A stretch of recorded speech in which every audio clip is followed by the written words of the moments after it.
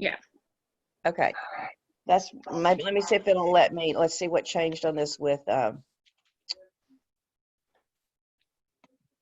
okay, it let me make Jason co-host then. I think Zoom, like I said, is going through a bunch of things. Let me go back down here and see if it'll do Craig.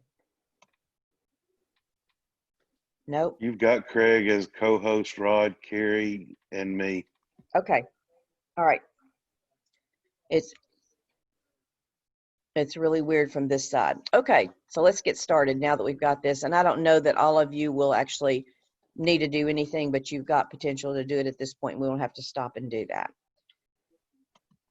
Right. Hang on, let me get this stuff up here.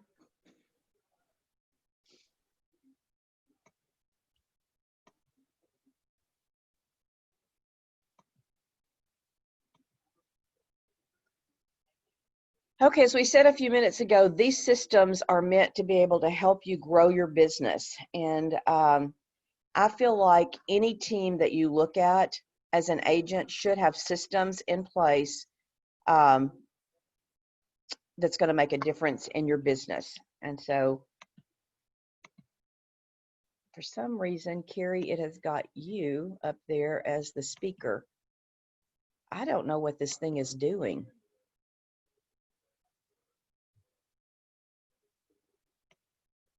I'm just going to not worry about it at this point. Okay, leadership in 2020. As we get to the end of this, I'm going to talk about leadership in 2021. Every one of you on here, you have a choice, and we want you to choose success. What is the one thing every day when you get up, when you're looking at your business, that you can do, such as by doing it, everything else becomes easier or unnecessary? I would say if anything would be the theme of this team, that would be it. What is the one thing you can do, such as by doing it, everything else becomes easier or unnecessary? And one of the things that we haven't talked about a whole lot lately has been our mission, our vision, and our core values. If I was the one that did the interview with you guys, then we went through this on our interview as far as the PowerPoint. But our mission on this team is to make a difference in the lives of our agents by creating confidence with knowledge, so that you understand what you're doing. Because when you understand what you're doing, then you have a confidence when you go in front of your clients, whether they be buyers or sellers. And then success with the systems that we're going to talk about today to grow that business and your personal lives by living intentionally. So intentionally means what is the one thing you could do, such as by doing it, everything else becomes easier or unnecessary. And that you have a vision. Our vision is to be the real estate team of choice in Northwest Arkansas. And you know, this goes back to just yesterday when Asa and Courtney did a video. Thank you so much for doing that. They talked about the team they were part of. If there were agents out there that were not making it necessarily in the business, and we know statistically that 85% of the agents don't make it through their first year in this business, and we don't want to be part of that statistics. And they talked about the team, and they said if they're interested in the team, please give them a call. They get Hagen Bucks for doing that video, plus if somebody does give them a call and they bring them on, they profit share through our teams for the money that that agent makes, company dollar, on the team. And then our core values is win-win or no deal. So if this is not the right team for you, if you don't feel comfortable here, I don't make you sign a year's contract. We had that in the very beginning. You had to stay here a year before you could get out or not pay and those kind of things. That makes both of us very uncomfortable. The second one is integrity. Always do the right thing. You will always win by doing the right thing. And then communication, listen more than you talk. And I've got my little bar over that. Teamwork, together, everyone achieves more. I think that is conducive to our team, real conducive to our team. I've seen everybody, you go out and knock on doors together. If you need help doing this, you jump in there and you help somebody else. So teamwork does make a difference. It makes you feel like you're a part of something bigger than being out there by yourself. And that's the way it should be. And then trust, be transparent, always tell the truth. You know, we can respectively disagree on something. You have to know that it's sort of like when you've got a parent, you can disagree with your parent, but in the end, what they say is going to make a difference. Well, that's the same way on the team. We have rules and things that we do, and we need to follow those rules. that goes even bigger. The same with our market center. You know, there's things that I can say that I'm going to do. And, you know, if Jody, as our principal broker, goes, this is not how we're doing it at our market center, then I have to fall into line to what he says. You either do that or it goes back to the win-win or no deal. And then the last one down there, and it's in white, and I should have made it in red, is to live a life of significance, to make the world a better place. And so not just our team a better place, but to make everything around us and our surroundings a better place. And today, I think that's probably more important than it was 6 or 8 months ago. We're not going back to February. Right now, we need, you know, we live in America and we need to act like Americans, you know, find the peace, find the joy. You know, I just think that we need to make the world a better place. We need to be part of that. And then, okay, our systems, and if y'all hang on a minute, I'm going to close the door because there's another Zoom going out there with Mr. Sparky, and it is distracting me just a little bit. I closed it once and Jimmy opened it. So I'm gonna-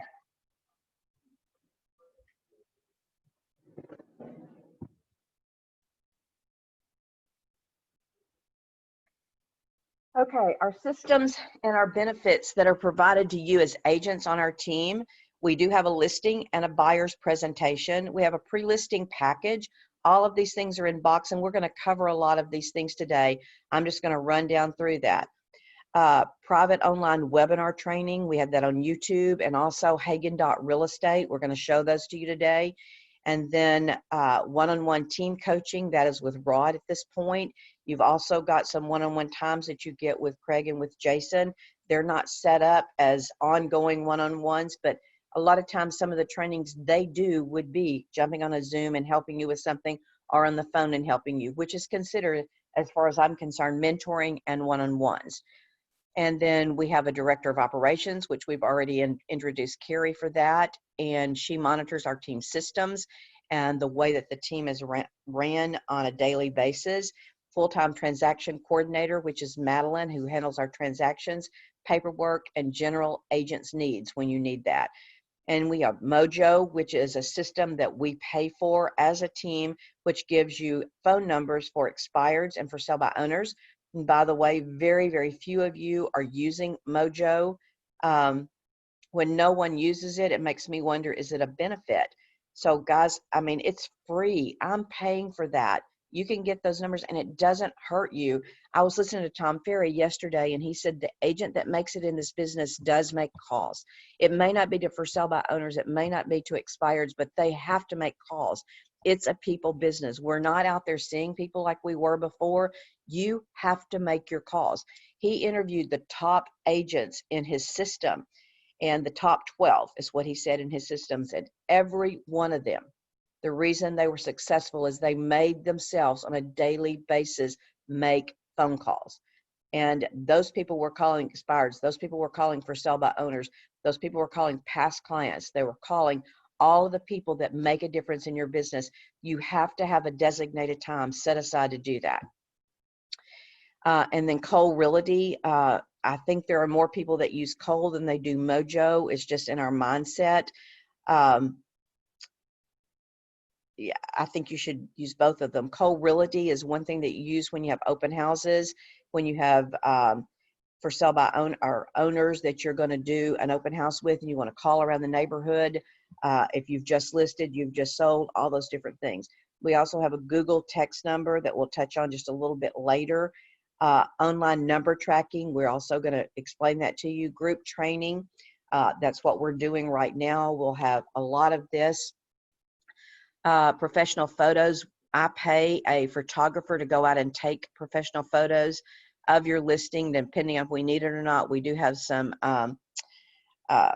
drone videos that we do. Those are generally on our high-end luxury listings that we do those. The listings are not staying on the market long enough to even afford to do the drones at this point, if they're priced right. And then our team online cloud, that's in Box, and most of you already know how to use Box. If you don't, then you need to get in there and learn it, because it is your systems at your fingertips. Market Pro, Market Leader Pro is paid for by me. You can get Market Leader. It's free through Keller Williams. I add the additional pro that's on there, which gives us, and I'm going to talk to you a little bit about that as we go through the explanations today.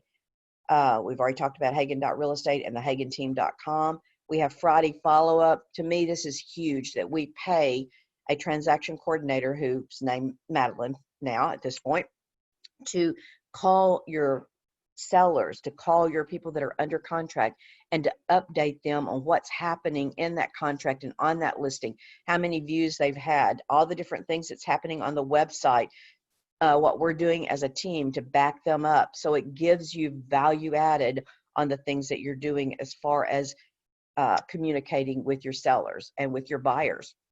And then access to preferred vendors. We have preferred vendors that we work with on a daily basis, that when we make that phone call, if you can't get in touch with them, which that should not be happening, but if that does happen, or if you're having a problem, Rod or I or Carrie can give them a call immediately. We get an answer because we do give them a lot of business with that. Okay, and this talks a little bit more detailed about the Friday follow-up, and I think we've gone through that. We also have lead systems. When you get a lead from the company, so this is anything that we give you that you wouldn't have had without us giving it to you. So if we give you a lead, understand up front, and this is a freebie, don't have to take these if you don't want them, and you should have signed something in the very beginning when you started the team if you wanted these leads or you didn't want these teams. You know, some people go, it's not worth the 25%. I'll just go work my own. I'm okay with that. But we do hand out leads that I pay for, that we generate, or they come in on a signed call or something that we've had that we're paying for those to benefit. We hand those out to the team. We pay for leads through Market Leader. We have pay for leads through Facebook, different sources that these leads come through. And when you get one of those, it's a 25% split. So generally what you've got to do is to follow up with them and get them on contract, and then we take it from there. Our transaction coordinator does the rest of the intermingling with you with them. All right, this is going to be Carrie's Corner, and Carrie, I am going to let you take over here for the next couple of slides, and if you let me know if I need to stop sharing, if you're going to go online and do something with it like that. Okay, this just kind of goes through after you get something under contract, putting your opportunity in command. I know when I was doing it, and I'll have Madeline weigh in on it as well. So there's a lot of y'all, and there's 2 of us.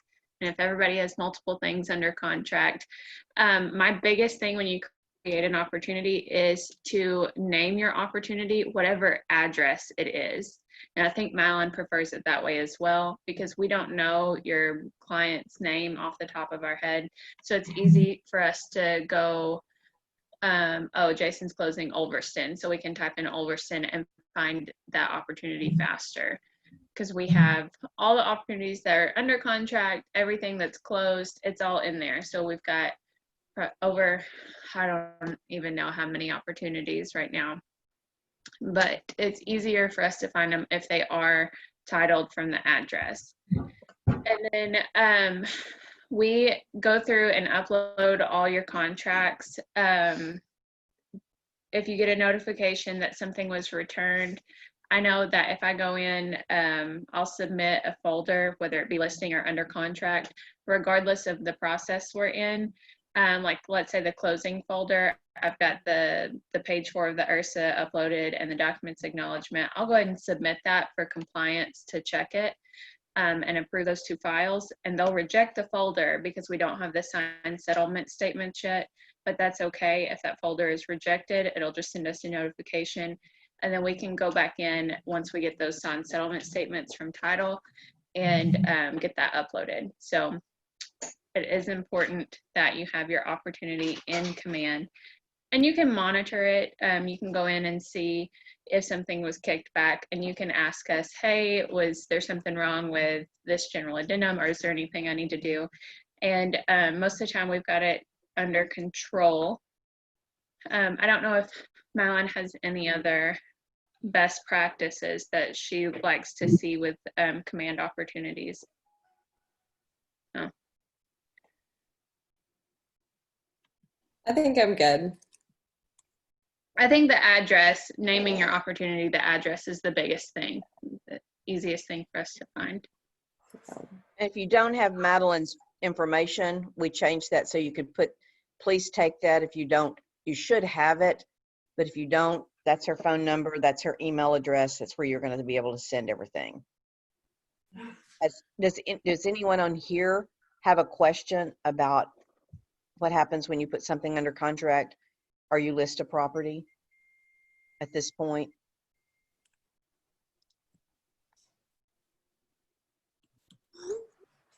All right, so another form that we have inbox, it's a countdown to close or contract to close. I've revised it a few times, but now that we have a transaction coordinator to really help with the paperwork process, I have gone back in and updated it. And Marcella, I am going to share my screen Okay. and go over it. Okay. And this, I'll update this, take the old one out and put this new one in there. I started it when Madeline started. We've been kind of going over different things, and with COVID, agents not going to closing, we've made some different changes, and that's one of the things that we do. We're always evolving with our systems, figuring out what works best now. Might not have worked very well 6 months ago, so we're always changing, always trying to find a way to make it easier for y'all, for your clients, and all that good stuff.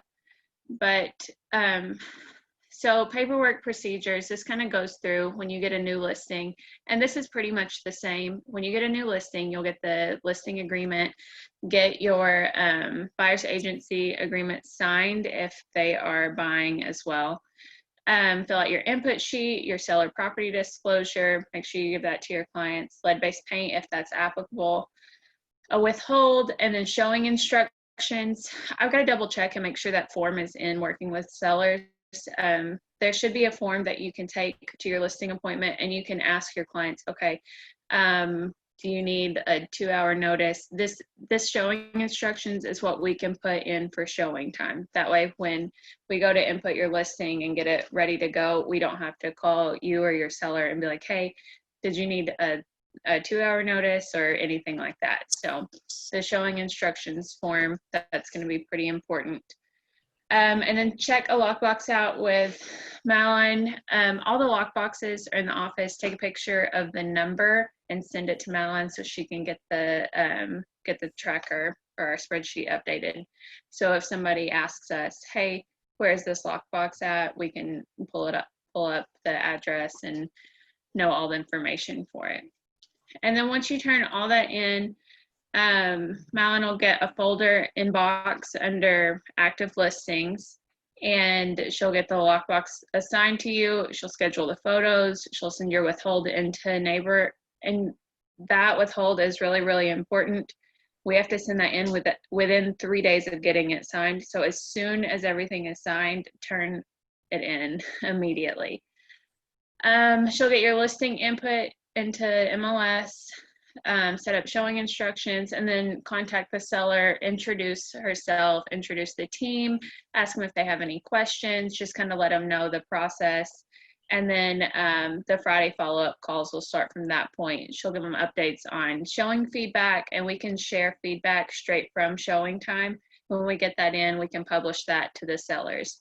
So she can go over that, marketing, the different campaigns we're running, and answer any questions that they have, and just kind of build that rapport. And it's just an added contact, an added benefit that the sellers have. They'll have you as the agent, but then they also have the team, and they can feel the backing from the team on that. Once your listing goes under contract, you'll get the contract counter, if applicable, sent over to Madeline, info sheet. Those 3 things are the most important to get done immediately, because she has to send it over to title and get all that taken care of. If there is a non-refundable deposit or earnest money, make sure you get a copy of that sent to her as well, along with the check, contract, and a copy of the check, because we've got to upload both of those things into Command. Once you get all that over, she'll send it to title. She will continue the Friday follow-up calls. She'll let the sellers know. And if they don't already know, most of the time inspections are booked through showing time, so the sellers will know. But if the sellers have any questions about when the inspector's coming, she'll be able to answer that. And just keep them updated on the closing process, answer any questions that they have, concerns, all that. From this point, your active, your folder and box, it'll be moved from active listings to under contract. So you can go in there and you can see where your property disclosure is, all your contracts. That's where we keep everything. But she'll get you the SPD sent over to the buyer's agent and lead-based paint to the buyer's agent if you need that. And she'll handle all getting the contract counter, all that taken care of from the get-go. You as the agent will be responsible for the inspection repair addendum, the seller's response. It's just a lot easier. A lot of times there's a lot of verbiage and different negotiations and stuff like that that the agent will have to do and that the transaction coordinator can't. So you'll still be handling the inspection repair addendum, and then she can help you with any general addendums that are needed throughout the process. And then one of the new things that we're adding, and I did this for a couple of I think it was Willow Bend, the one that Marcella was dealing with, and it worked really, really well. But for the documents acknowledgement, right at closing or right before closing, you have to get your documents acknowledgement signed and hand over all the contracts that your client has signed or that has been throughout this transaction. So with this, we are sending over the documents acknowledgement through Form Simplicity, just like you probably normally would. But because a lot of agents are not going to closing anymore to deliver the paper documents, we are able to send out a link to that box folder, so they will have access to all of the contracts that they've signed. So it's really important that we keep, if there's anything that you have, just make sure it's in box, because we'll send that electronic file over with the documents acknowledgement. That way they always have access to it. And then the agent, you'll schedule closing, transaction coordinator. Yeah. Hold on, I want to say something about when you're putting those documents in box under that file. If you have some things in there, because we call it CYA, so if you have some things in there that are pertinent that you really need to cover yourself for later, then you might create another file inside that file that's not going to go necessarily to the seller. So Madeline and Carrie understand that. So if it's personal stuff that I'm trying to think of well, like in Brayborn, I put some stuff in there about my insurance coverage. You know, I kept everything in that file that was in there. So you may have some agreements that you've talked about that's been sent back to you from the other agent that, you know, you've got a text thing. You might want to take a picture of that text and stick it in there. That's where you can keep everything.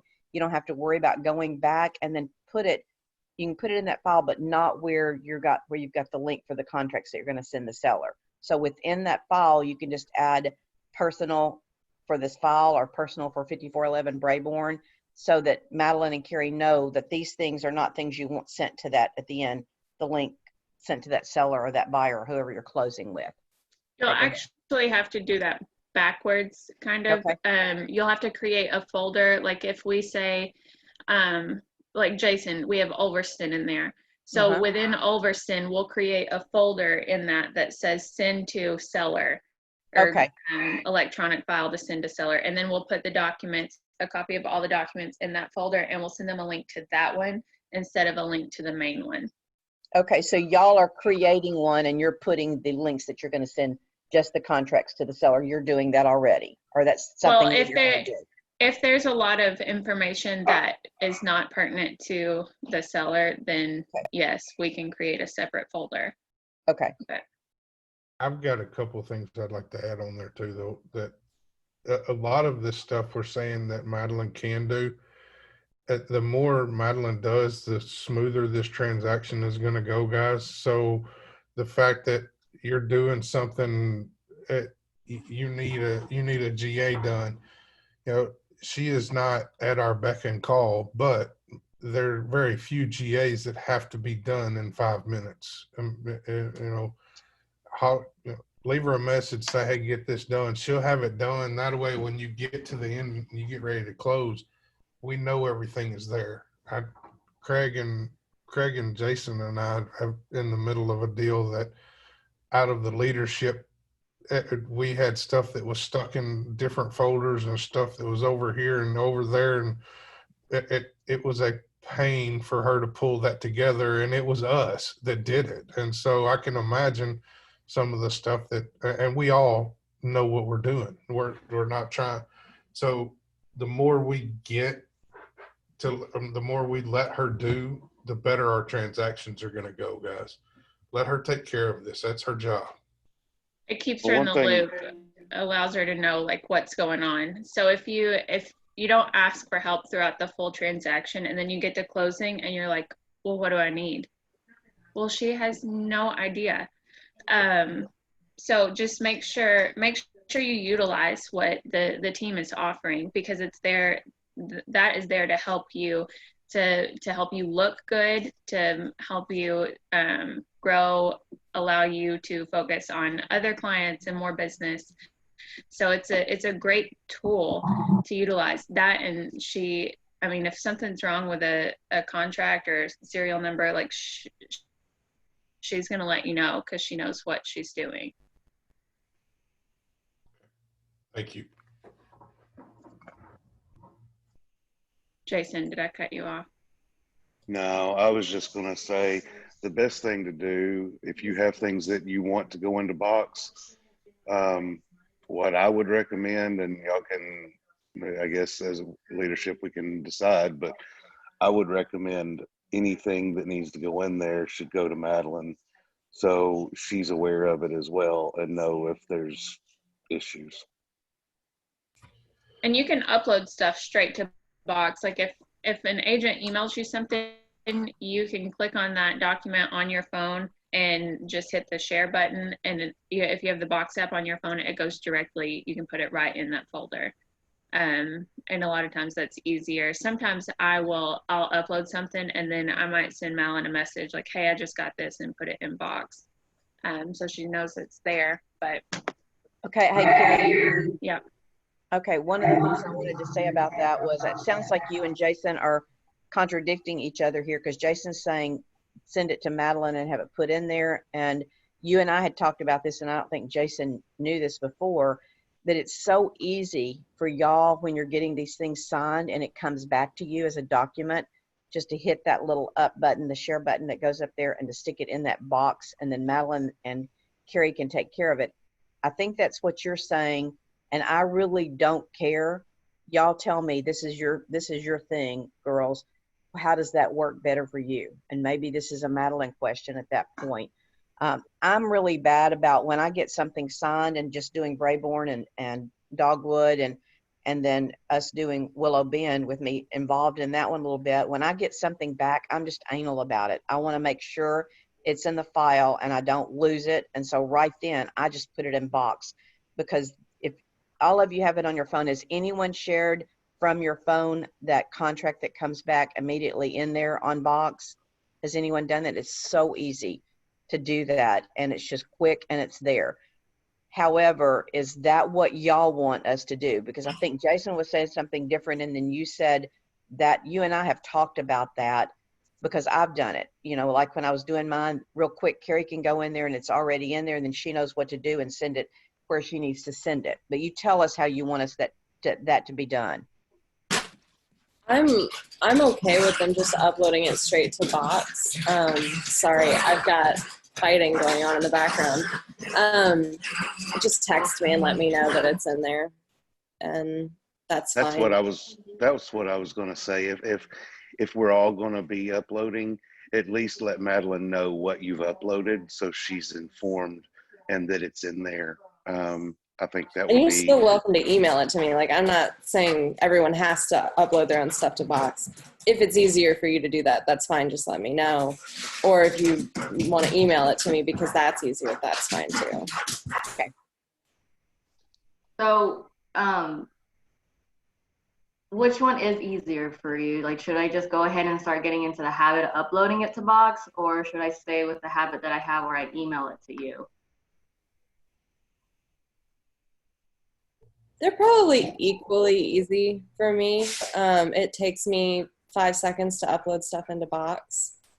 I'd rather email because I just feel like, what if I mess up in the box? And I've done it before where Kara's had to go back and fix something because I accidentally added an extra sheet, or I must have deleted a folder, and I don't want to cause more trouble than, and you know, I don't want to do that. So I would prefer Just make it easy. Yeah, do what's easy. Yes. I'd rather do email. And I think I'd leave that up to you guys to have an idea of like how comfortable you are with technology, and just be realistic about that. I think that's really good. Well, and that's why I said what I said about emailing it to Madeline. It wasn't to give her more to do one way or the other, but it was just, I know that we have issues, and if you're not comfortable in Box, you can delete something. It's not like we can't go find it and put it back in there, but what happens if your email crashes and you don't have that access to that or something? That was my only reason in saying what I was saying, is to ensure that it did get in there correctly. Okay, that's good. So after closing, the title company will email Madeline the signed settlement statements. She'll get those uploaded into Box. We'll get compliance all squared away. And then the market center will upload the DA to the opportunity. They do that as soon as they cut the check. And then I will usually go back in, get the DA, and upload it back into Box. And then that's when I go through and I can keep up with your cap, royalty, all that good stuff. But after it closes, make sure you go back into Command and tag your clients as past clients, set them up on a smart plan, whatever you need to do. Just make sure you close it out on your end with the clients. Get a referral, get a review, whatever you need to do. And then buyer under contract, it's the same thing. Contract counter, create your opportunity, info sheet, copy of non-refundable or earnest money, send all that to Madeline. Make sure you have your buyer's agency agreement. You should already have that, but make sure you send it to Madeline at that point. Then she'll start her Friday follow-up. She'll let them know when the inspector was able to get that scheduled. The appraisal status, just kind of checking in. I probably learned the hard way not to just assume your lender's ordered your appraisal, and make sure that all that's getting taken care of. Let them know. She'll remind them, hey, you're closing, make sure you get your utilities switched over, or get all that taken care of. The closing process, just making sure, kind of just holding their hand throughout the entire closing process. They've got lots of questions. I know, like Tyler, my husband, does not know a lot about real estate, and I'm about ready to tell him to quit talking to me because he needs somebody to hold his hand. And at this point, it's just not me. I'm about to have to give him Rod's number. Rod, you're gonna have to hold his hand. She'll get the inspection scheduled. She'll get the folder created in Box for all the contracts. She'll send out the property disclosure to the buyers. If it's not in MLS, she'll contact the buyer or the listing agent, get the property disclosure, and get that sent out for you. A lot of times, I know when we input our listings, if we have the property disclosure, we'll go ahead and upload that into MLS. That way the buyer's agent can grab it. But if you don't have it, we can get it and we'll get it sent out to the buyers. Lead-based paint, if that's applicable, and then we'll send the contract counter an info sheet to title and to the lender. I need to add lender on there. That's why the info sheet, it's really important. That way we know who to send it to. So she's got, This isn't on the info sheet, but it might be something to add. I know there's a ton of info sheets out there right now. So I can fix the one that's in Box, but just keep in mind, let me know who your people want to use as their inspector. Because I know most people are using Josh, but sometimes they don't. And it'd be a lot easier for me than having to like track you down to figure out who. Just throw it on there. And if you don't know at the time, that's fine. Just let me know when you do who they want to use. and I can go back in and I'll add that. So if there's anything else that needs to be put on the info sheet, just let me know. At that point, when the inspection comes back, it'll be your responsibility to handle the inspection repair addendum. And then same thing, she'll be able to help with any general addendums, get the general buyer disclaimer signed, she'll send that out. And then the electronic file, she'll send that out with the documents acknowledgement right before closing. So then as the agent, you'll schedule closing, schedule your final walkthrough. I didn't add that on there. But then Malin will close out the transaction in Command once title sends the settlement statements. And then we will get the DA uploaded into Box. And then you can go back in through Command and change your people to past clients and set them up on a smart plan. So Carrie, on that general buyer's disclaimer, am I understanding you right to say the agent does not need to worry about getting that Madeline will send that out automatically for them? Yeah, that's just a form that Jody's added that needs to be required. Yeah, that's the state. It's not Jody. So, but yeah. It doesn't matter. But what I'm asking, is she going to send that out? Yes, yeah, we can send that out. Okay. Because that's one of those documents that, because we started requiring it like the first part of the year,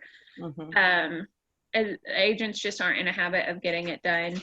So we can get that sent out.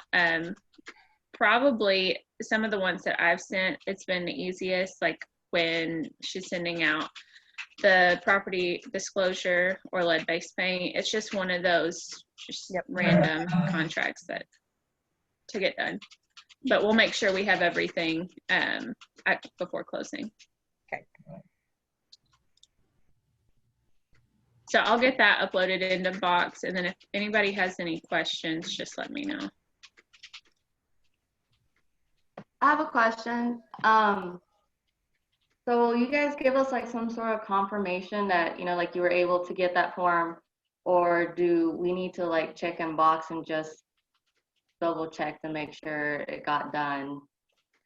I mean, we're uploading everything through Command for compliance reasons. So you can look in Command if you want, but it's just one thing that we know it has to be done before closing, so we'll make sure we get it done. And what I usually, go ahead. I'll also be using your Form Simplicity. Yeah. To do all of these, so you can always check your Form Simplicity to see what's been done as well. And I know a lot of times if I'm sending, like if I send something on behalf of Marcella or Rod, it still shows that it's coming from Marcella or Rod because it is out of your Form Simplicity. So I'll usually just shoot them a text like, hey, I just sent this, just in case the clients call and be like, hey, what is this? That way. And the agent, actually get an email saying it's been completed. Since I'm doing it through your Form Simplicity, it should automatically email you and tell you that it's everybody. Yeah, you'll get the finalized signatures email that should come. Yeah. And when you're going through your explanation of your buyer consultation and those kind of things, explain to them what forms are going to be coming.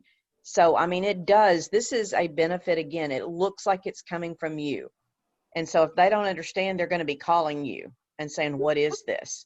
So just explain that to them. Good questions. Carrie, is there anything else that you need to talk about with Command? I think you went into that as you were on this other stuff. Is there anything else in there you want to share? No, I don't think so. Okay, agents, do y'all have any questions about getting into Command? Can most of you get in there? You understand this column down the left, the opportunities, smart plans, those kind of things that are in there. Any questions from you guys?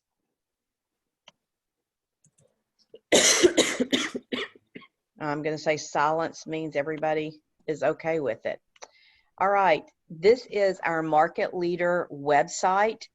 And the way you get to this one, or you have the public get to it if you're going to use this or something, is hagenteam.com.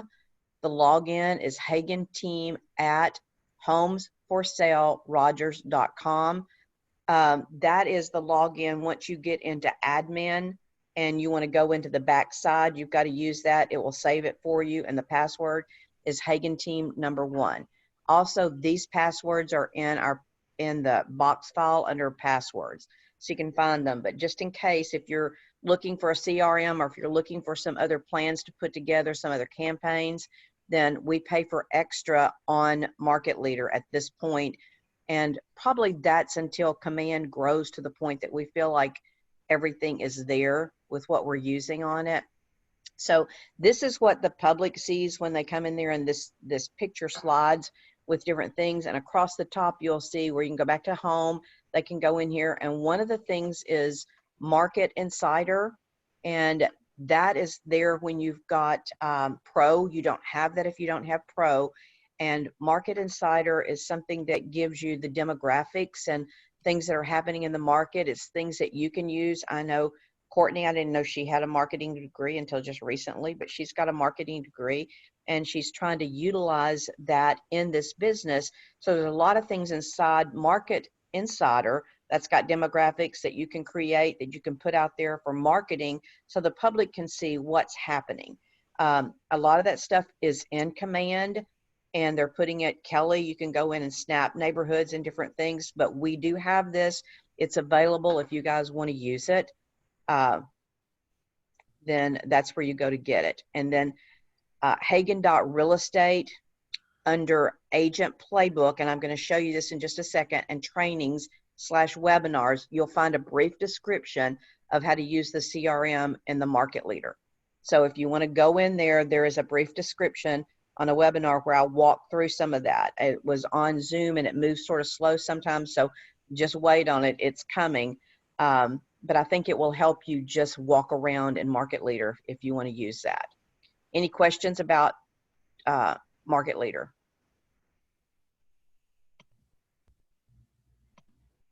No, Okay. but Hagen Team was spelled incorrectly on that site. Where? At the very top, hagenteam.com. Yeah. That might have been because it was 12 o'clock last night. Yeah, it's okay. Yeah, you got to put hagenteam.com. Don't leave the A out of it for doing that. I decided to go back and put the logins and stuff up there so you guys could see it. So Jason is right. If you're going to log into that, you got to do the right thing and spell it right, like password, Hagen Team. All right. Any other questions?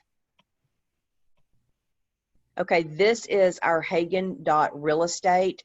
This is, instead of a .com, I paid for us to have Hagen.real estate. So that is the website, no .com, anything after that.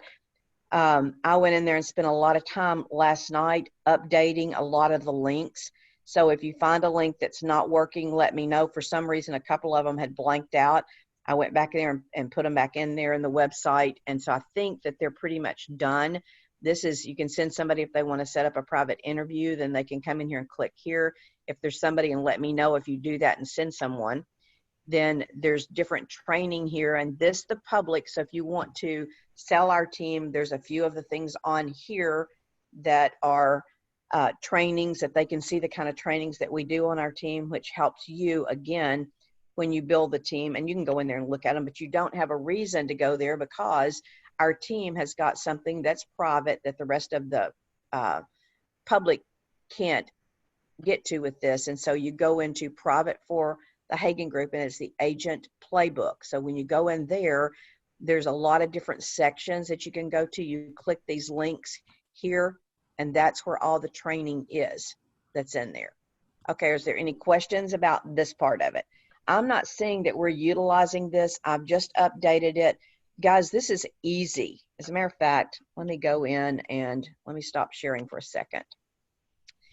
And let me see if I can go into, show you something here.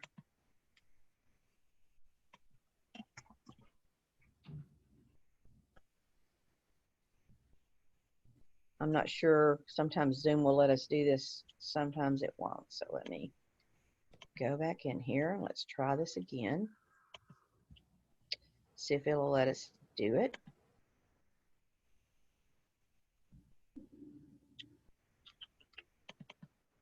Okay, can you see that? Nope, Yeah. I think that picked up the, let me share again. Picked up the wrong one. Okay, can you see this? Yes. All right, this is Hagen Dot Real Estate that I pulled up. If you go over here where it says more, you go to Agent Playbook. These are the other things: careers, agent coaching, real leadership, and there's also a place in here where you can go to, hang on just a second, where you can go to finding out information about the market. So you can send people there.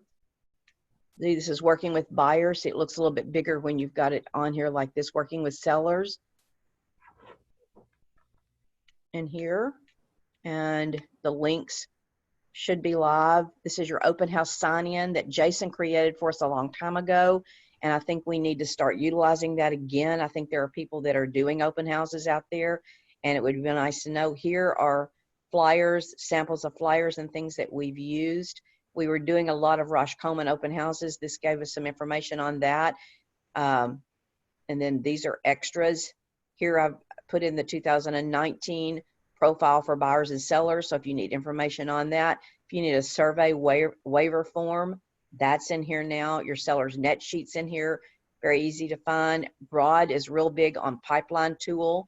Y'all using it. A lot of times we have agents that go, I can't find things in Box. It's, you know, hard to do that. This is the click of a button, and I'll use that in a second and we'll go to it. This is your quarterly goal calculator. So you can go here and pick that up if you want to. This is a sample of a daily schedule, and we've all been talking about how we're going to create our daily schedule. Doesn't mean you have to do it like this, but sometimes just seeing a sample of what other people do. 66-day calendar, if we're going to create a habit, it's right here. Get a review. This is one that Madeline set up for us a long time ago, where we go and click those links. Let me see if it works, if y'all can see it if you click this. Can y'all see the links that are there? Or did it change? Sometimes Zoom Yeah, doesn't. the links are there. Okay, so you can just go in here. If you want a Zillow link, you can do this. And Madeline, I may ask you if you want to go in here and just check this and make sure everything. This one probably needs to be changed because that was Boomtown and we're no longer using that. When I click on the links, like I'm trying to follow along with you, like while you're doing it, every link that I click on tells me it's broken and that I can't see it. So like, I don't know if I just don't have like access to the folders that it's in. You should have. Try to copy and paste it and see if it'll take it. No, are you on the Facebook thing now? On the Hagen Dot Real Estate, Courtney? Yeah, like I went to the playbook and I was like trying to click on the links that you were clicking on, and like I clicked on the daily schedule and it just said it was a broken link. And then I clicked on the review one and it just says it's a broken link. Huh. I don't know why it does that, because it's working. It says like, it says this shared file or folder link has been removed or is unavailable to you. And then it just like. Okay. Like the open house. You know what we probably need to do? Let me go in the survey. Did you click on the survey? No, let me go click on it. Okay. This is working with buyers, but I'm not sure. Can y'all see that? Did it move again on this survey? Okay. Let me click this and see where this takes us back to, because some of these. See, I could get into that one, the survey one. So what's happened, and I may need Madeline and Carrie to go back in here. So what's happened is probably some of these links are back in 2019. So thank you for saying that. And you don't have access to those because you've been added to the 2021 that's in there. So The links, I mean, I clicked on the link for, it's in 2020. And it Did you click on it? worked. Did it work for you? Yeah, I'm in 2020 Hagen group. Like I went and clicked on the link. So the links work. Maybe we ought to share that with Courtney so she can get into the information. Okay, hang on. Let me make sure what Carrie's saying because we need to make sure the website's working. Are you on the website, Carrie? No, I went into Box to make sure the Okay. links work. Okay. And so the links are in 2020 Hagen group. Okay. Then we need to check But and does find it out take you because they're somewhere? working for me. Yeah. She's not on the website. Go on the website yourself. Somebody else go on there and see if they're working for them. Because that's one thing that we need to do. I mean, if they're working for me, that's all I can see on this side.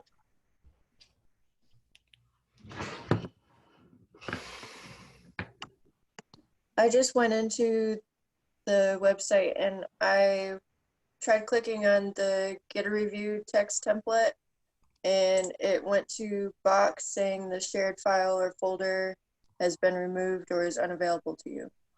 Okay, go click on something. That probably is last year's because Madeline did that. We probably need, is that one in there, Carrie? Have you moved the link one over? Oh, there you are, my right-hand side. We need to check Mine the works. links. Rod, can you get it to open?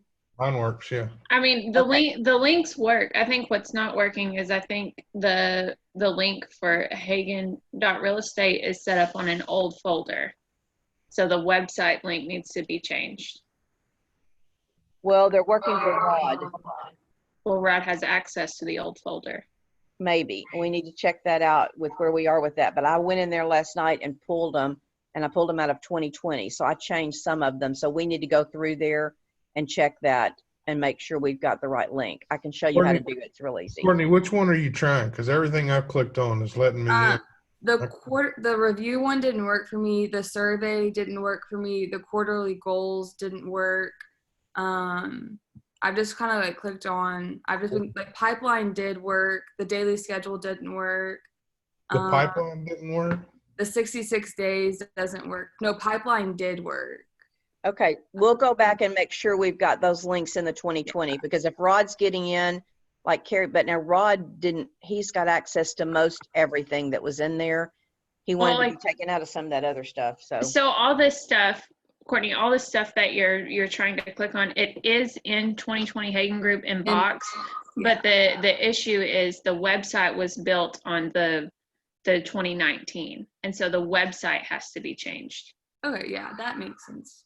We'll go back in and make sure the link that's in there is picked up on 2020 because if Rod's getting in there, some of them could have, because what we did at the end of the year, we moved the 2019 files over and put them in 2020, and that link could still be over there, pull from the 2019. But this is a good thing to know. If they're not working for you guys, then we need to go back and check those links because I can't tell. I have access to every one of them that's in there. So I'll have to have someone, I'll have to have you go in under your own. And Madeline, don't go in under me. That might be something you can help us do to see if they're in there because I can't tell if they're right or wrong because they're opening for me. Okay. Hey, one thing I wanted to say real quick about the Hagen.real estate.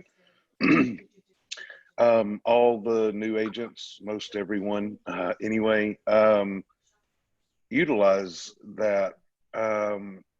So Rod spent a lot of time on those videos talking about contracts and explaining how to do a contract. Utilize those videos, familiarize yourself with those contracts. He goes step by step through everything. Now, with all that said, we're still all here to help you regardless. But I think it'll alleviate a lot of questions. When that first came out, we had a brand new agent that utilized the videos, watched them, and actually wrote a contract with only one error. It was quite perfect. Yeah. Quite. Do what, Rod? Without any training. She Exactly. She didn't ask anybody. She wrote the contract and then came back and said, well, I just watched the video. Did I do good? You know, yeah. So it's not that we don't want to help you, but those are out there for you to not have to worry about being on the phone with one of us or anything like that. It's there to help you. And then as you guys are writing the contract, if something happens, you don't have access to it, or you just quick question, we're still here to help you no matter what. But utilize those because they are very beneficial. I would say, and most of them are not very long, guys. I would say go in and at least watch the video before you call and ask questions. It just takes a few minutes, and it's probably going to answer your questions without getting you frustrated if somebody is in a meeting and they can't get back to you at that point really, really quickly. And I think this has been good for us. For one thing, I think in Box, these things that are linked in here, we need to put them in one area and just leave that, and always make the agents collaborate that with them instead of moving them from 19 to 20. So the links don't have to be changed on our website every year like that, because that could be a little bit of a pain to go in there and do that. So, and some of those links still should be okay because we pull them from YouTube. You know, some of them have a YouTube video, and so that should work with you. Okay. So we'll check on that. Hopefully that's going to make, when it works, Courtney, but hopefully that makes finding things simpler for you than having to go in and look for everything in the videos and YouTube and a lot of different places. That was our intention anyway. So our schedule now, we have got Mondays are numbers, and that is Rod's Zoom number. Wednesday and then Tuesday is Power Day. It's on the first Tuesday. We're not going to have coaching anymore. So on the first Tuesday of every month, we'll have Power Day. And we're discussing how to have these regular trainings for new agents like we did before. I was having in coaching about working with sellers, working with buyers, and then for leadership to be able to follow up with you on some of those things. Those may be longer when you come in. There may be only a couple of 2 or 3 agents on it. And we may have a longer day on Tuesday. But we do want to keep Power Day. I think most of you will agree that Power Day has been something good for all of us. You go out together and you specifically are looking for things that day. So I think that's been good for the business. And then we will have Wednesday team training, and those will be on different subjects, not necessarily the basics that we're going, handling objections, how to do mega open houses, how to do a lot of different things that are part of our business. And then Thursday is going to be your one-on-ones that you've got. And then every day is lead gen. Again, this goes back to what you guys have said, working with your calendar and getting everything scheduled. Schedule lead gen in. You cannot do this business without lead generating. All right, this is the mentoring and coaching program. And Rod, I'm going to let you come on here and talk a little bit about how you've got that scheduled. I didn't put the whole schedule in here. He's got 12 different sections. Most of this is going to go over a lot of the things that we talk about when you first come in. He'll do those with you, and then he'll move to something else. So Rod, I'm going to let you come in and just visit for a few minutes about your mentoring, the 12 sections and stuff that you go through with them.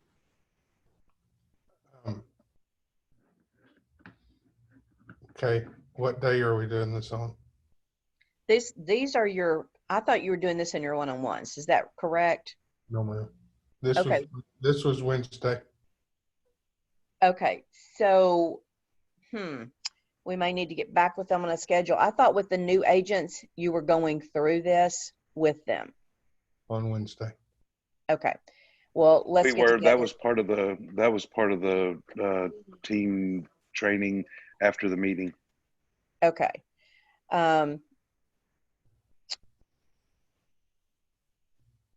Sorry that I did not realize that y'all had added that's what you were doing. It was team training after you went over what we did in coaching, correct? Yes. Okay, let's get back with them on the schedule of how you want to handle that mentoring. These are just 12 sessions, and they're basics like how to get into form simplicity. It's your listing presentation, because you're going to have the first 30, 60, 90 days that you're going to have things that are required that you need to do. And some of these things are going to go back to some of you agents that are still that have been here for a while that have still not done some of these things like that. So it's going to be just going over the basics of how to do a lot of these things. He's got one session in there on box. You know, it may be that we're covering these in different areas. I think Carrie has been onboarding and taking care of some of that. So this may, on these mentoring sessions, this may be something that we want to meet with in leadership and make sure that we don't have it covered somewhere else. Carrie and I talked about that too.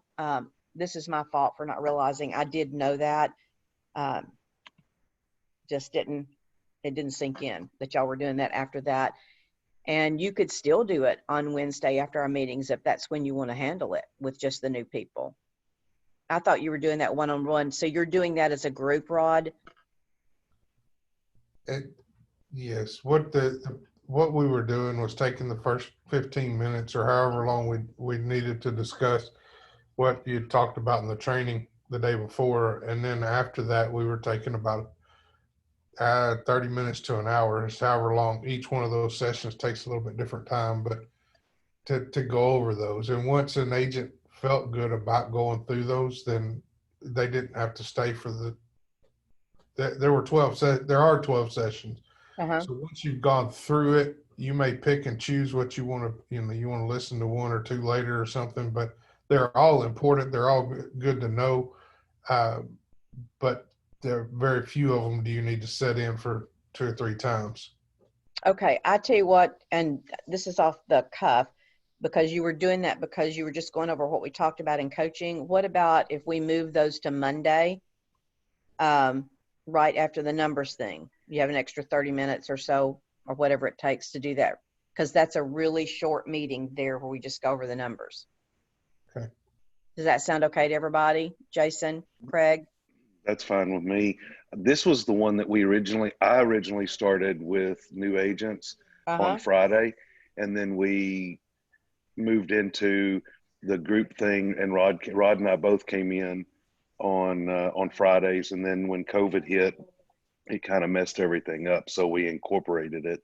So it kind of got moved a little bit, but well, and part of it is we're moving our schedule around again right now because of me quitting productivity coaching with some of the things, and we've got Rod's one-on-ones on Thursdays. So unless we see a problem with it, why don't we do it Monday right after that, if that's okay with you guys? I don't care if you do it on Friday, and we're talking about this in front of a lot of y'all. I can open this up and get opinions, but what I'm thinking is Friday is not a very good day to do training, because if you're going out of town, you've got things that come up.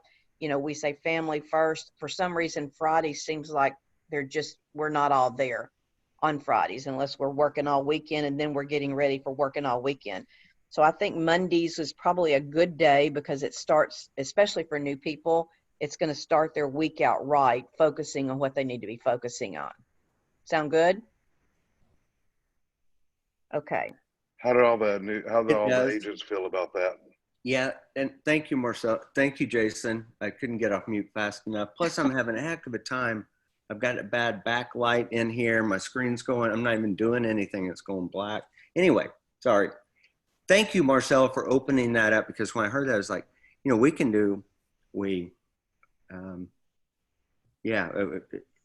if it's not kind of what's convenient for the team, you know what I mean? Then it doesn't, then it just never works. We don't get good, or if it's not good for leadership, right? So thanks for asking the team, but people need to speak up, you guys, even the new folks. And it's not always about each one of us. It's about the team and what's best for everyone. Anyway, thank you, Jason, for bringing that up. Y'all have any suggestions, any feedback? This is good stuff for you. It's going to help you when you go through these. If nothing else, it's going to give you a relationship, a different one with Craig and Jason and Rod, because you get that one-on-one, you get one-on-one with Rod anyway. But it's just a good time to go into those basic systems that you're going to use, whether you're on the team or not. I mean, you're going to use Form Simplicity. You need to understand those things. May not use Box, you may use Google or something like that. But this is where you get those questions answered. This is where at some point they're going to ask you to do your listing presentation. They're going to ask you to do that buyer consultation, that you've got those answers with different things like that. So does Monday work for most of y'all? Is that a better time? I'm looking at Justin. I can see you right now. You're newer. Scott, Ace is saying, are you saying yes or are you listening to music? Yeah, I couldn't help that. I love to tease him a little bit. Courtney, does Monday sound okay with you? Get it Yeah, over I with agree the with you. first I of the week? think Monday, it's good to start your week out They, with that stuff, and then it gives you motivation to get going for the week. neither one of them probably need to be in the new part. No, but they're welcome to come. You won't have to stay, but there's probably some things that they can still learn that's in there, Rod. If they And want if to stay, they're nothing more else, than welcome. I love there's, having fun. well, and there's a lot of things that y'all can say, hey, why don't you pair up with Asa? Why don't you pair up with Courtney and learn how to do a couple of these different things? So I think it helps. That's how you build leadership, is learning how to do that. So Rihanna, does Mondays work for you okay? Yeah. Scott? Okay, Mondays okay. Justin, I don't know if you answered or not. I got off of Yeah, you. Mondays are talking. fine with me. Okay. Rachel? Okay. Am I missing anybody else that's new? Meredith, you're not new. I don't know if you want to sit in on those things or not. You're probably going to know most of that stuff that we go through. But if there's something that they're going over, does Monday work for you? I think that anyone, even if they're experienced and have production under their belt, it would be good to sit through some of these, because then you understand how we as a team think and move through things. So, okay, then we're going to move on. Thank you for that. Thank you for Rod for. Marcella, Yes. can I ask a semi-personal question of the group? I guess they don't have to go in a little bit out on a limb here. Does anyone have a job out? What I'm asking is, We all have jobs, Craig. You mean an 8 I to don't have 5? a Is that what job. you're asking? yeah, or I believe we are all full-time, exception of Madeline's in school. I mean, we're all, learning something, but Madeline's in school, and what? Are we all 100% full-time? Yes, we are now. This we got is great. Rachel. You know what's great about that is this is great. Because sometimes, this isn't my meeting, that's just great. I'm proud to have a team that everyone is full-time. All right. We love you too, Craig. Is that all? What I was getting at is that the team can sometimes, people can get disconnected, because if you're not full-time or if you're part-time, it goes at a different rate, and it's incumbent on your part-time. If you're part-time, it's incumbent to go back and learn to keep up with full-time, if that makes sense. That makes sense. Thank you for sharing that. It does. And That was better. You. It's very hard to do this business part-time. And I think Rachel is our newest person that was trying to get free of a 8 to 5 job, or it wasn't 8 to 5 with COVID anymore. But I think she will agree with you that it's much better when you can focus, because what you focus on expands. We'll work you through. We have a lot of people that say, I need to start at this point. And our goal is, first thing we say is, what's your goal? What time frame are we looking at to get you out of that other job and back into this one full time? Because that's when you can focus and make the most money. Okay, so the first 30 days, we want in there, and well, good Lord, I don't know what's wrong with my fingers here. They're getting happy on this thing. All right, let me go back. A minimum of 100 people in your database. We want your goals set, track your numbers, buyer presentation to leadership. So in that first 30 days, we want you to present that buyer and listing presentation to somebody in leadership. If you have to get on one-on-one with a Zoom and present it, or if they have you present it in a group, that can work, whatever. But we want to know that you understand what you're saying and how you're saying it to that buyer and to that seller. The first 30 days, you should be attending all group training, unless, I get a text from some of you that says, hey, sorry, I missed this. That's okay. We understand things happen. You get sick. And one of the things that we put on there is a minimum of 80%, because things happen. They just do. It's real life. When you have a job, sometimes you don't show up for those. Script practice, schedule it with somebody and do that. You can get on one of our Zooms. 2 people can get on there. We can just let us know if someone's not using it. Mine or Rod's are We can set up another one for something like that if we need to. Or you can set up a Zoom. You can set up a Zoom that will go 40 minutes and it's free. It doesn't cost you anything to do that. So in case you didn't know that, just go to zoom.com, set that thing up and get with somebody with you, give them your number and have them come on there and you can practice it. Lead generate for a minimum of 10 hours a week. You need to understand your 135. We're going to go over that in just a minute, your 411 and your 12-week year. And then in the first 30 days, one completed transaction. We'd like to see you write a contract for a buyer or for a seller in that first 30 days. So one of the things that I teach is production in 7 days. Guys, if you're working, if you're asking, if you're making those calls, if you're doing it, you can do this. So to be able to say you can't is not true. You can. So we would like to see you have one transaction, and completed doesn't mean closed, but write that contract that's in there.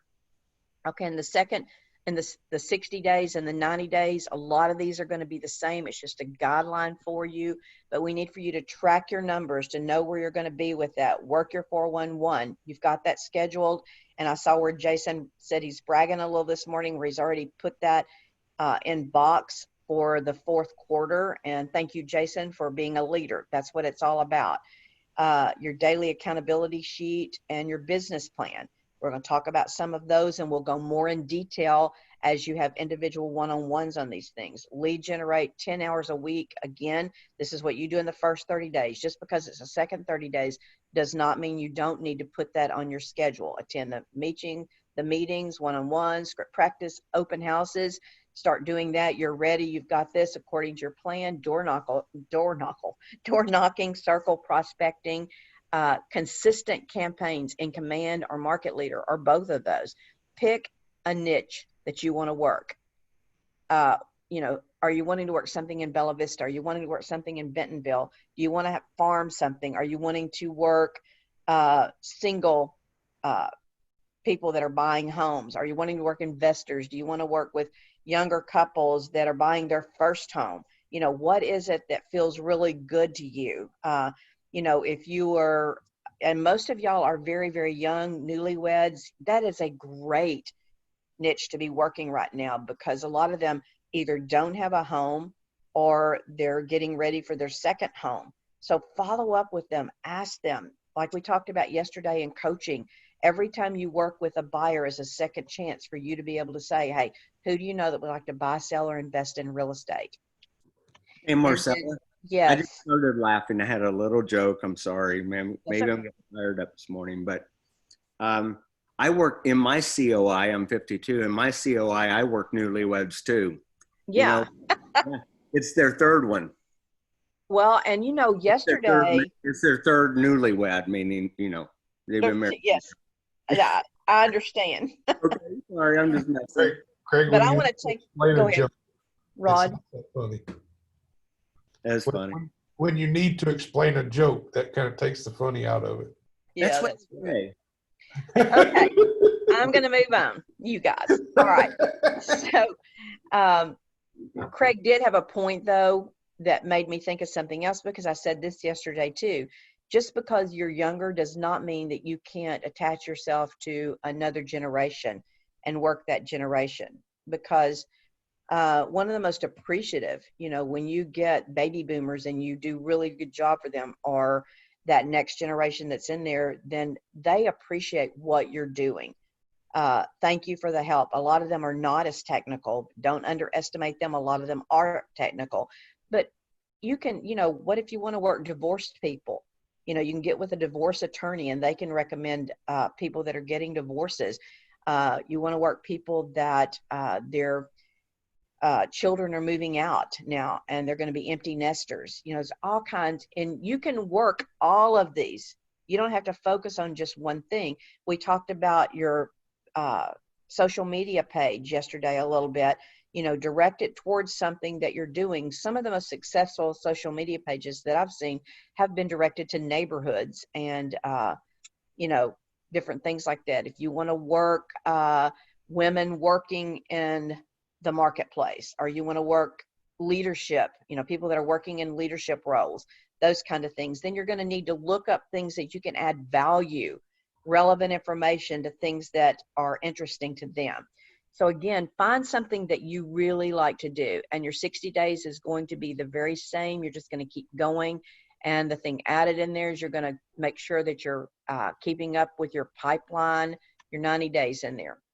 Okay, first and third Thursday are your one-on-ones. Is that correct, Rod? I'll check this to make sure I've got the right times.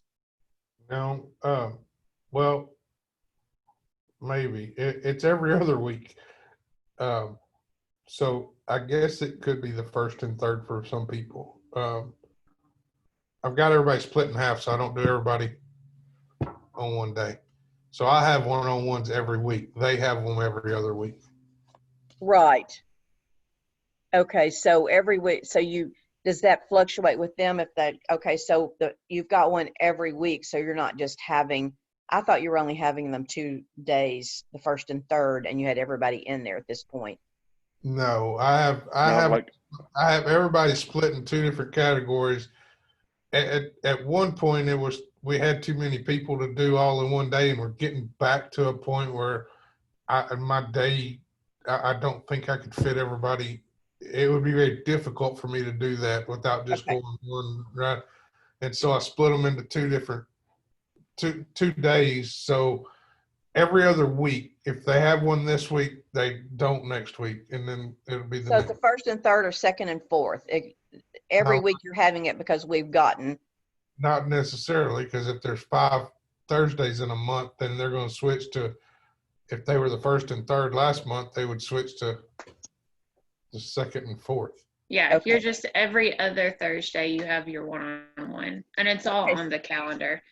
Okay, so just know when your one-on-ones are, because if there's 5 weeks, so what I was trying to do was to keep it organized so that you knew exactly when it was. It looks like that if they're doing it every Thursday. That's not a bad idea, and every 3 months I'd have a day off.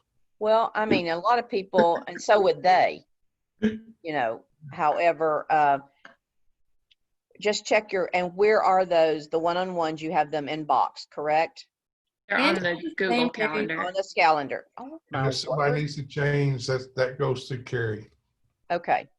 And aren't they like the same day as your mentor? Like me and Rachel have ours the same day as Craig, and like Jenny has hers the same day as Jason. I think if that is the case, then that was an accident. Yeah, because that's for sure not the way I planned it. It's not that way now. Oh, I thought that you had it because that's how they're split up. Because Asa is on Jason's like group or whatever. No, they're just scheduled whoever could get to. Scott's is actually on the same week as Craig's, so it has kind of switched around now. I was gonna say you could just text your mentor and they could tell you what if your thing was that day, but that doesn't work out. So yeah, no, it does. We make it work out because I know I've met with Rachel a couple times before hers, and then on that update at my touch base day, I can meet with you guys if we want to meet before, if you guys want to do that. I think that would be an individual. Yep. Because if they're having these separate on those days, if you're doing that, you know that, is it every other Thursday, and make sure I'm saying this correct, Rod, is how you have these set up. Every other Thursday, they get a one-on-one with you. Yes. Correct. Okay. If you need to change, then he has some slots that he can move things first around. and third, guys? Yes, it would be easier, I would think, because everybody would know when it was, but that It would that's just my not be opinion. easier on the calendar. Does everybody have access to the Google Calendar? Like you should see that it's scheduled on Google Calendar. You should get an email invite. Oh yeah. Well, I don't know about the new people. Well, you can, I can pull up my calendar on my phone and I can tell every one of you when your one-on-one is. Oh, because it repeats. I can get that connected. I need some Google Gmail help. Because it's on Google Calendar, but you can put your Google Calendar onto your iPhone calendar, so it shows up every other Thursday. And Jason's shaking his head, so I'm going to volunteer Jason to help you with that if you need help. Because I'm pretty sure Jason's the one that set mine up. Okay, all you new agents, this was supposed to be to help you understand where to go to things. I think that I should have ran through the PowerPoint with my leadership because they've got different ideas about what we're doing here than what I do, or I need to say this is when we're going to do it. But I don't care. So the one-on-ones are every Thursday, and safely, if I were in your one-on-one, I should have one every other week. Is that correct? Yes. Okay. All right. And then you guys are trying at this point to meet with, are you doing it? Meet with everybody that's, you split the group up and you're meeting with them. And I would love to see, because you both are not just having a team at this point, I'd love to see y'all switch those teams so that they get to know both of you. So for so long, Craig meets with this group and then Jason meets with this group, because I think that spreads it out and they get to know the kind of leadership and different mental thoughts of both of you at some point. I'd like to see that. So new people, you do get a one-on-one and you get a mentor that's helping you through some of these different challenges, opportunities that you have.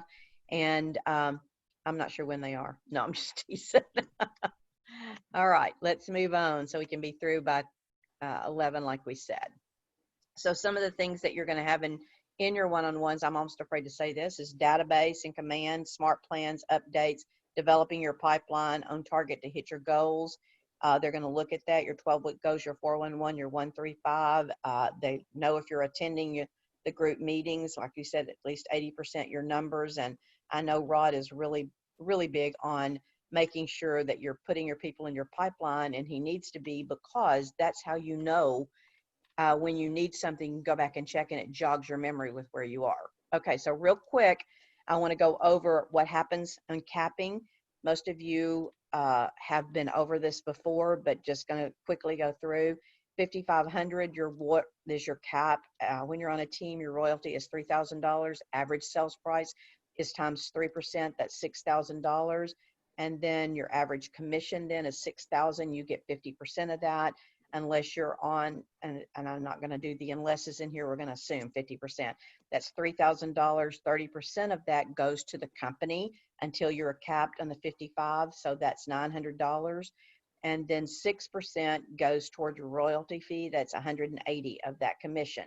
So your cap is 5,500. You go back up there and look at your 50% that went to the company dollar was 900. You divide that into 5,500. Takes you 6.11 transactions on that average transaction to cap and make all of your 5,500 and not pay Keller Williams anything out of it at that point. And it takes twice as many on the other one because you're just paying $180 toward it. And then you're now on that 100% for the team. Any questions on that? I moved through it really quick. Everybody understand your cap? Power Day, we will have these. We've talked about these. These are going to be on the first Tuesday. And every time we have one, you'll get these kind of things with the structure. You'll report to Carrie and she'll get the numbers up there. We can see where we are. And we'll have announcements and we'll have winners of these every month. And we'll also have things made up so that you can do flyers that you can pass out. We'll continue to have the stats for our team. They won't be productivity coaching now. But our team will have all the same stats that we did before. And some of you that are new may not know where you find the information that goes, where you click to get your QR code and where you click to get your links to put into your email signature. So you go to MyKW, you click on agent website. This is going to pop up. You click on add listing or IDX search. You click on that. Whoops. I don't know, this computer is really fast on my fingers here. Then you go down and click on mobile property search. And at that point, this is what pops up here. So you can see your text code, you can see your mobile URL. So if you want to embed that in something so people can go to the mobile with that, QR code is there. So this is where you get it. And then when you go in there, you can put the zip codes that you actually want to show up on that. These are two books that we recommend to the team to read. We have just finished a study on Miracle Morning. So we like for you to start with 7 Levels of Communication. This is a referral-based business, has lots of great ideas in it. Michael Mayer he's an energetic author that has sold real estate, great ideas. And I do believe that in the market we're in right now, referrals are more important than ever. So if you've not read 7 Levels to Communication, I would suggest you at least get that on audio and listen to it, and then follow it up with Miracle Morning. Again, a lot of you are talking about your schedule. Miracle Morning deals with your schedule, deals with getting you started, even if it's for 5 minutes a day, looking at where you are and what you're going to do that day and doing it for 5 minutes. That Miracle Morning, the SAVERS acronym that's in there. Hey, Marcella. Yes, sir. One thing I was going to say, for any of you that have already read the books, and those that are just starting to read or listen, Michael Mayer actually has a Facebook group. It's called Generosity Generation. You can join it. He has live every Monday that he has a live deal, but he also has them recorded, so you can go in, watch the videos where he has speakers and they talk through a lot of the things that are in both of these books. So it's just informational things. I follow him on Facebook. Yep, I do too. So, and I've been promoting Michael Mayer and this for years, and I feel like it's a good foundation for building this business. It's not a reason not to call for sale by owners or expireds or getting back in there, but it's basic part that I feel like needs to be a part of everybody's business. Okay, and then the basic systems, you're going to go to All Files in Box, and you're going to go to 2020 Hagen Groups. We're going to find it.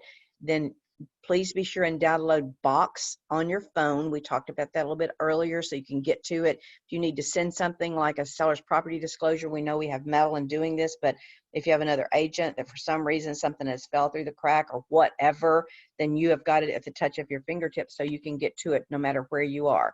Box comes up, you sign up for free. If you've not signed up, please go in there and do that. I think everybody on here should have already signed up. Do not do the paid account, not necessary.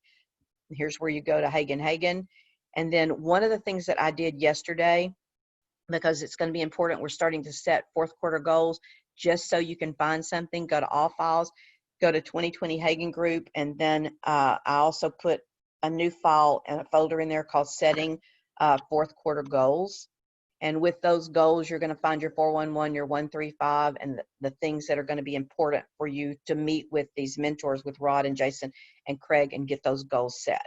So one of the things I want to make sure you understand, that as you set these goals, be sure they're your goals. Many people set goals because they think they should have. I can say, how much money do you want to make? I want to make $100,000.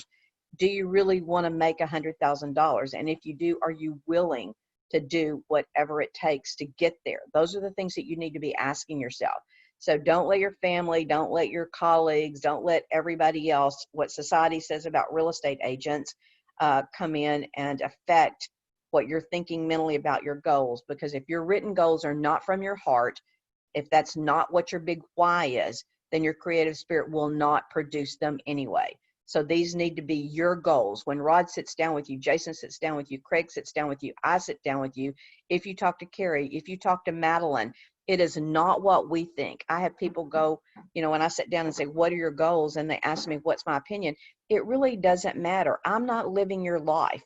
If you want to make $30,000, we're going to show you how to make $30,000. If you want to make $100,000, we're going to show you how to make $100,000 with the way you set these goals. But they've got to be yours, because if you're going to make 30, you're going to work less than you are if you want to make 100. So you need to understand, and by setting your goals with our goals calculator, you're going to see what you have to do to get there.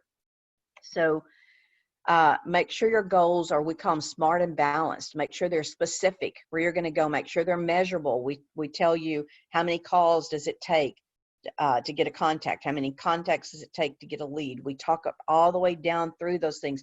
Make sure you can measure them. That's why we want you to get your numbers all the time. Make sure they're attainable. Like I said, some people may want to make 30,000. Some people may want to make 100,000. You can't say, I want to make as much as I can.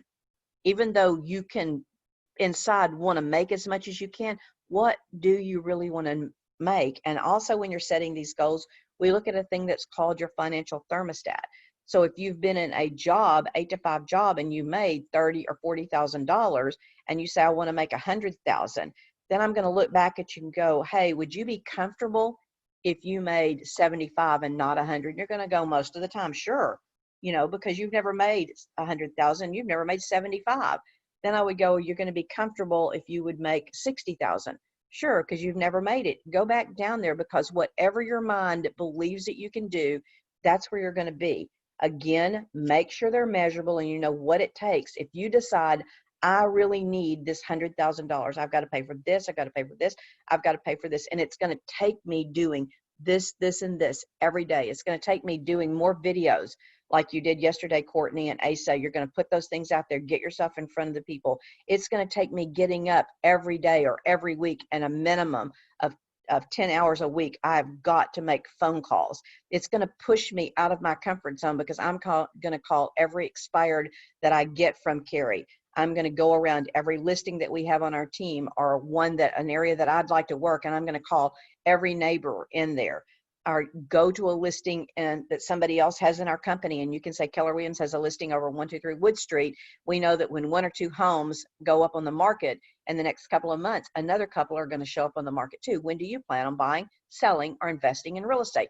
It's simple as that. And you can say the same thing that I just said, just as fast as I said it, if you practice your scripts with each other.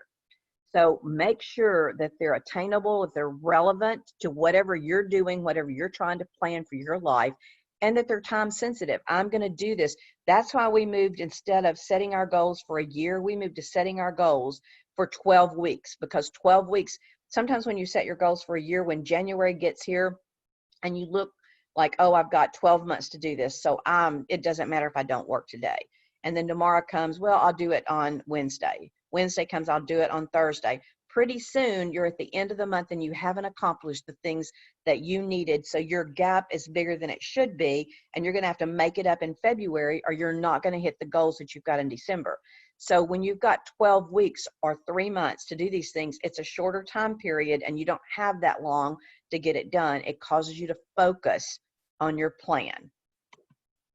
So what does it take to make $1,000 a week, or a little bit more than that's what we're looking at here, because I used $15,000 and I used a couple of different scenarios here for you new people. This is the plan that the mentors and the leadership is going to help you set up. So if you look at the very top of this, and I have 15 minutes to finish, so I need to hurry. We've opened this up for discussion a lot today, but if you look at the top of this, this is for 3 months or 12 weeks. We put 10 in there because sometimes you still, even if it's 12 weeks, you're going to go, I've got this to do today, so I'm not going to work all day. You're going to take some time off, especially in the fourth quarter. You have Thanksgiving, you have Christmas, you have family times that you get together. You may think you're working, but you're not focusing on what you need to do like you do other days. So again, anything in green, you're going to be able to set according to what your schedule is and what your plan is. Your commission, one side, for example, is 3%. That means if you're working a buyer and a seller, if you've got dual agency, you've got 6. We're going to use 3 because that's the common denominator that most of us do. We work one side at a time. Aside, if we've got the listing and the buy, then there's 2 sides to that one transaction. So it's not necessarily, or there's 2 transactions to that one deal. And then your split, we use 50%. If you have earned the right to move up in that split, then you can change that so you can see what it takes. Again, everything in green can be changed. You want to make $15,000 in the next 12 weeks or the next 3 months, and the average sale is $150,000. And if you look over here, the number of transactions that you need is 7, 3, and 4. These are based on what you're going to put in these other sections down here with working with sellers and working with buyers. What we have on here is filled out what we feel like you can accomplish as a brand new agent. As you get better at conversion on some of these things, then again, you go in and change this, and this is personalized to you, which gives you the answer. Now, I can tell you that the higher your average sales price, the less work you're going to have to do over here. This is the one denominator in here that will make the biggest difference on what you need to accomplish the amount of money that you put in this goal up here. So this first paragraph on our section on sellers is the percentage of time that the seller leads convert to a listing appointment. So when you get a lead, what percentage of time, just a lead, you get a referral from your friend and he says, I know these people are wanting to list. What percentage of time do you feel like you turn that into an appointment? And those leads could be anything. And so you go with a percentage of what you're going to say and what you're going to do. We set that at 50%. The percentage of listing appointments. So now you have taken that lead that they gave you and you've turned it into an appointment. So the percentage of appointments that result in a listing. So that would mean when you sit down with them, you go through your listing presentation and they say, yes, I want to list with you. Again, we put that at 50%. As you get better, if you start out great in the very beginning and you're real prepared and everything you go on, you get the listing. I wouldn't put it at 100, but you could move it up to 70, 80% and change the numbers a little bit over there.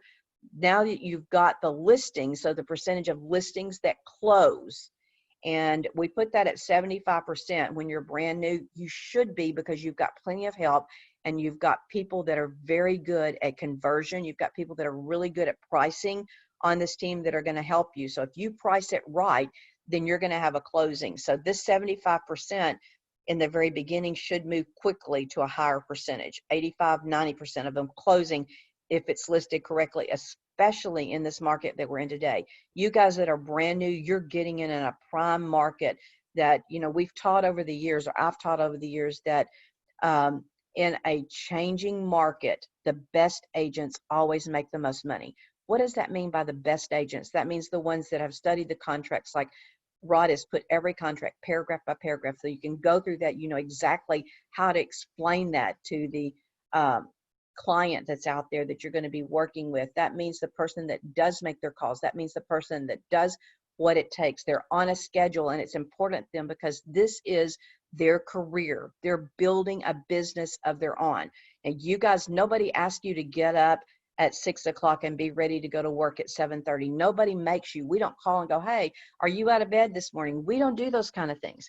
This is your business, but unless you're willing to set those perimeters, and unless you're willing to do what leadership is asking you to do, then you're not going to set these goals, and you're not going to, or you can set them, but you're not going to make them because you're not serious. You have a choice. You run your own business, whether you're on our team or not. We provide you with the systems to make you be able to leverage yourself to be better, not to do less work. So depending on how much money you want to make, you put this in here, and that tells you how much you're going to have to work. The same thing goes for the buyers, the percentage of leads that convert. We put this higher because buyers, and I talked to you about this earlier. Yesterday, we talked about buyer leads and why I felt like you can get more referrals. They're out there right now. You're going to have to follow up with them. You're not going to close them as quickly on getting them into a product. And we might want to change some of these numbers in here because the business is not there. The listings are not there. The inventory is down. And so anyway, these things right here are what set these numbers over here. So with this scenario, then you need to get 7 transactions in the quarter to make $15,000. The number of listings you need to take, because we did 50%, you need 3, and the number of buyers you need 4. This comes because this percentage is much higher here. This is based on a percentage. It's actuarially, if you set these percentages correctly with what your business is doing. And this is why you need to understand the conversion. You know, how many calls does it take to get a contact? How many contacts does it take to get a lead? How many leads does it take to actually get an appointment? How many appointments does it take to actually write a contract? And how many contracts do you have to get to actually get to a closing so that you can put profit and money in your pocket? So you need 3 listings and 4 buyers because of that. This breaks it down to quarterly, monthly, and weekly. So the leads you need in the quarter are 16. You need 6 a month. You need 2 a week. The appointments, you need 8. You need 3 in the listing side. You need 3 a month. And then, so that's less than 1 a week that you've got there. The number of listings that you need to take actually in this quarter, it's just 1 a week. I mean, 4, or not even 1 a week, 1 a month is all you've got to do that's in there. And then selling the homes, this is to your buyers. The same thing, 7, 3, and 1, 5, 2, and 5. Over here, this gives you the amount of closings. You need 3 listings because your percentages are less accurate there, and 4 buyers. So all we do on the very next one is we changed the 150 to 200, and it takes it down from 7 to 5. So you see that little bit, if you get your average sales price up, then it makes a huge difference on what you have to do to accomplish the goals that you're wanting to accomplish. Same amount of money, but a little bit more on the average sales price that you've got. Are there any questions on this program right here? Got it? All right. 66-day challenge. When you decide you want to do something in your life, this is one of the things that's in the new folder that I put in there as you're setting your goals for your 12 weeks. Pull that down and set a habit and then mark it off every day. If you even miss 2 or 3 days, you're so much better than you were before. But it takes 66 days to create a habit that's in there. This is another thing that's in there. This is your 411, and I have 6 minutes. And so we may have to leave a lot of this for the mentors and stuff, or cover this later. This again is in that folder, and you've got your first quarter or your fourth quarter. We've changed that. This is October through December. So you're going to set this is your annual or your 12-week goal here. What's the big thing? What's your big rock? You know, if you see those pictures that you see this jar and you see all these rocks in it, they put rocks, they put sand, they put water in there. If you put the water in first and you try to put your big rocks in there, it's not going to go. So build it correctly. You know, build your system so you know exactly what you're going to do this month. What is it that you would like to accomplish? You're going to take these numbers from this. So whatever you set on here, this is where you're going to go back and fill that 411 in. So you've got on here, we want to know your closed units and what is your lead generation plan for doing that. Are you going to do open houses? Are you going to practice social media? And then on this side, you can enter your personal goals. Whoops. My little screen is just really sensitive today. I'm hitting that up that you usually do on a Mac, and it's working on my PC. So your monthly goals, what are you going to do for your monthly goals to accomplish those closed units and that plan that you've got in there? So if it's open houses, are you going to hold 2 open houses a week? Are you going to hold, so that would be monthly, you're going to hold 8 open houses. And then on the bottom, you do your weekly goals. So you're going to set the 12-week goal, the big one, then you're going to set monthly, how you're going to accomplish that. And then you're going to go in here and set each week the things that you're going to do that week. So if like you're going to hold 8 open houses, and that's going to be your plan to get so many closed units with that. Now, and again, you've got to understand that if you're brand new and you're just starting and you write contracts this month, it's very unlikely that they're going to close this month. You could have a cash deal from someone that could close this month, but highly unlikely. Doesn't mean it's possible, not possible, because it could happen. So probably it's going to be the second month that you're going to have those closings. But if you don't start now, if you don't get the listing, so what you might want to say instead of closed units, you might want to say, how many buyers am I going to get under contract? How many listings am I going to take? And out of those, how many am I going to put under contract? So you might want to set something different up. These are just some ideas for you with that.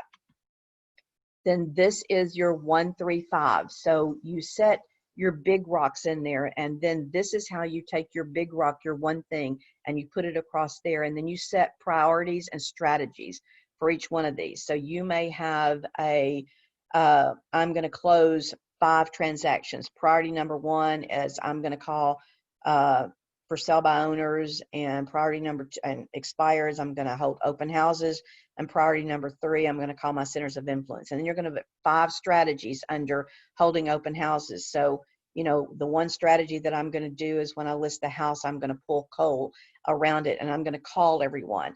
The second strategy is I'm going to do a VIP open house, and I'm going to do that for all the neighbors and let them know there's a certain time of day that I'm going to have just the neighbors over there. So you put 5 strategies of the different things that you're going to do. Again, these are things that we can help you with leadership, as we know what your goal is, what your priority is going to be in each one of those, and help you figure out the strategies to help you accomplish those priorities. So let's move on to the next one. This is tracking your numbers, and I think most of y'all have met with somebody. If you have not met with leadership, then this again is in box. pull it up and we need our numbers in there. Somebody help me, 5 o'clock on Friday. Is that what you're asking for, Carrie? She said yes, thumbs up. Yes. Yeah. Okay. Okay. Yeah, I'm not looking at you guys. So, so we need your numbers in there by 5 o'clock on Friday. And the first one is your contacts that you make. Did you call your centers of influence? You're going to put your goals. This is your goals, your gap, and your grand total. So if you set a goal to call 10 centers of influence this week and you only call 5, then you've got a gap of 5. And this goes across for the month, and this was taken when I did this screenshot. This was back in June. Carrie has gone in there and set up. Carrie, you have the rest of the year set up now, don't you? For fourth quarter and Yeah, everything? they should be. If you don't have a fourth quarter on there, just let me know, because I know some of the trackers were older, because I've just gone through and made sure everything was done. And I know all the newer agents, their stuff should be done because I've fixed the template. But if you see anything on your tracker that the formulas aren't there or you don't have a fourth quarter, let me know so I can go back in and add it to yours. Okay, and the sections that we're tracking, and we track this so, and y'all know where we show your numbers weekly when we have your numbers things on Monday, this is where we take this from. And getting your numbers in is one of your criteria. It's a minimum standard. And the reason it's a minimum standard is because it's very important that you know your numbers. So we're measuring how many contacts you made, how many leads you got from those contacts, and what your productivity was. So how many hours you worked, not because I care that you're working 8 hours or 10 hours a day and you're off one day. I really don't care what your schedule is. What I want to see is your accomplishments. Are you reaching the goals that you've set for yourself? And are you following your schedule? If you're not, what can we do to help you get back on that schedule? And then this is what the pipeline looks like. And again, this is important because a lot of times you forget the people that you're working with. So once you get someone and you move them to your hot list, they are actually wanting to buy, they're wanting to list, or they want to do it in 30 days, or they want to do it in 60 days. Then you add those people to this pipeline. You put the appointment dates you've got with them, their address, their name, the contact information, next steps, whatever you're going to do, any kind of notes that you want in there. And then you rate them over here, starting with a 10. If they're 10, they're ready to buy right now. If they're a 9, they're probably ready to buy in the next 30 days. Keep up with them, follow up. If they're an 8, you may, and these are going to be with yours. If 8, you want to go in the next 60 days, 7, you want to go in the next 90 days, you know, I probably wouldn't put past here on there, and I don't know what Rod's telling you to do, but you want people that are pretty much ready right now, because if I'm low on my gap on listings, I can go back over and go, oh gosh. And what you might want to do on your contact information or your notes, wherever you want to put these things in here, is, you know, Sam Jones is going to buy in 90 days and he's looking for a $400,000 home, and he needs to sell his first. And so if I need a listing and his new home is going to, the house that he's going to sell is going to be 200,000, and he's going to be ready to probably list it in 30 days. I put those notes on there to remind myself, and I'm looking at my gaps and I'm thinking I need a listing. I look, oh gosh, I forgot about Sam Jones. So I can call him. I've got the information there, and I can say, hey, Sam, I know that we talked about listing your home in 30 days, that you need to be in your other one within the next 90 days. So here we are, we're doing da-da-da. You can talk to them about relevant information, and they feel like you know them, and it makes a difference with that. Okay. So these are the things that I just talked about a few minutes.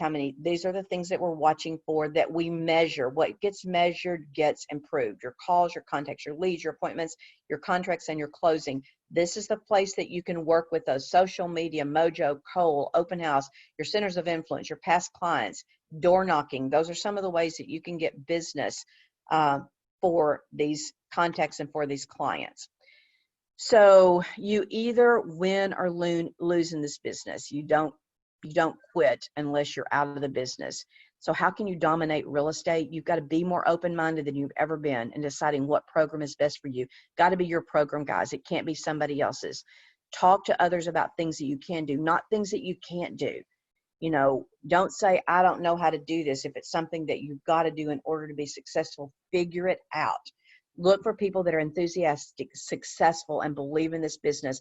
I think this leadership on this team believes in you. They believe themselves, and they're doing the business themselves right now. They're like the little guy up there in the picture. They've been out there. They've had doors slammed in their face. They've gotten their knees bloody. They've been in the business. They've picked up the phone when they didn't want to pick up the phone. They've pushed themselves. I heard Courtney say yesterday she was so excited, and I could hear that excitement in her voice when she called me, and it's 3 minutes after. If you need to go, I understand. But she called and she said, you know, we did it. We've been wanting to do this video, and we did it. She was very proud of herself.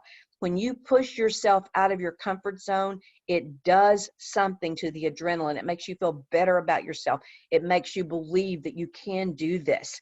If you just sit there in your home and you're worried about COVID, you're worried, and I'm not, you know, diminishing the importance of things that we need to do to be safe in this, but you can't sit there and just worry all the time.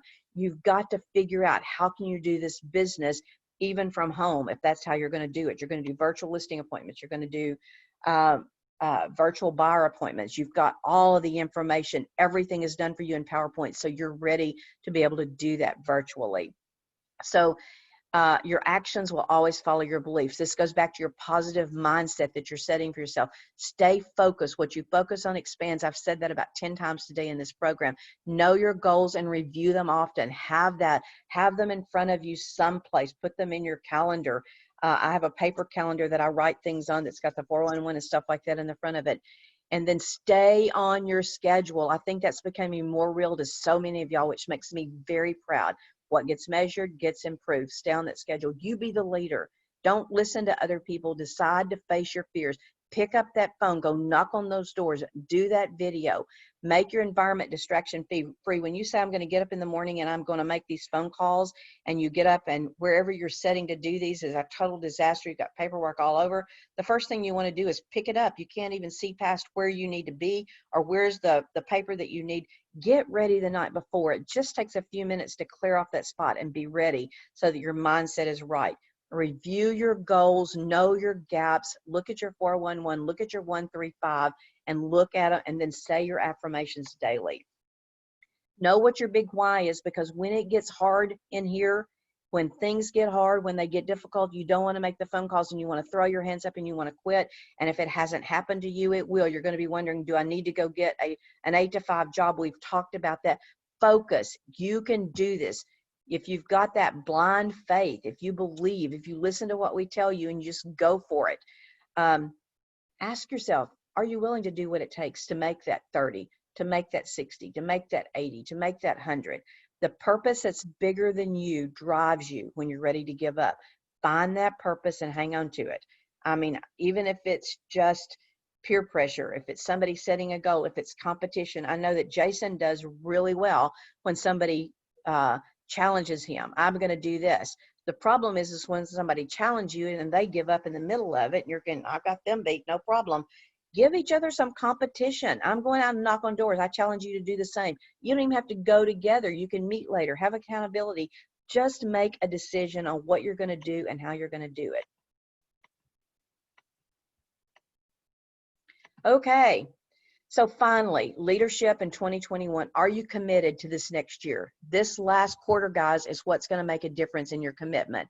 Don't give up. That's what it says in Facing the Giants When You Can Go Further. You can see Brock, he's down there saying, I can't make it any further. And Coach Taylor looks at him and says, take off your blindfold, Brock, you're in the end zone. That's what we want to happen. Don't stop. We all need your best. We're a team. Don't overthink your plan. Have that blind faith that you can do it. Listen to what your mentors, listen to your leadership. Just go do it. It works. It will.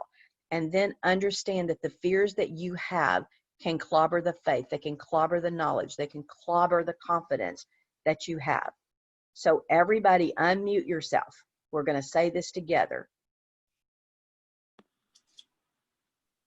I'm about to walk into the greatest year of my life. Real estate, I got this. I got this. All right. Thank you for doing that. I really do appreciate it. This is more about you, and I'm going to stop sharing. I hope this has been helpful today. It's been a lot of things that a lot of you already do. I believe in you. I believe we can do this. I believe in our leadership. We've got some of the best. This is a great team. And guys, I believe Right now, we have got, Carrie, help me, we've got a little over 11 million closed. We've got 4 something in closing. Last year, we closed right under 17, so we're pretty close to what we were last year. At this point, when we close, we've got 8 or 9 closing now before the end of the month. I believe we can double that. That's what I said last year, but we have got the team. We've got a great group of people here. Do y'all believe we can double that next year? I don't care if you're new. We can do this, can't we? Let's show people that new agents can do just as much production as the other people. And it's not, we don't have to be mighty in number. We don't have to recruit twice as many people to have twice as much production. We just have to do what we say we're going to do. Y'all agree with that? Okay, I'm sorry that I ran late. We are 8 minutes past. Do you have any questions? Where do I Leadership. find- Go ahead. Where do I find the info sheet? What info sheet? It's a joke. I was going to go, dear Lord, which one of them? I am not playing with Craig anymore. How did we do? Mute Craig here. Are there any other questions except for Craig? No, Craig, Craig, I love you. I love your questions. I know. Would you But send know, me your info sheet? Is it Huh? Craig, would you send me the info sheet that you made?